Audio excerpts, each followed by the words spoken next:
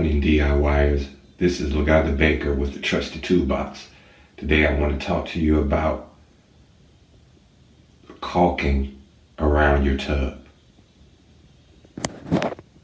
I've already started.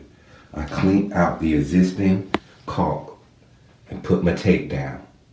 That's the number one thing, is just take your time, get all the old caulk out before you put in the new. If you put in new caulk on top of it, it's just going to seep through.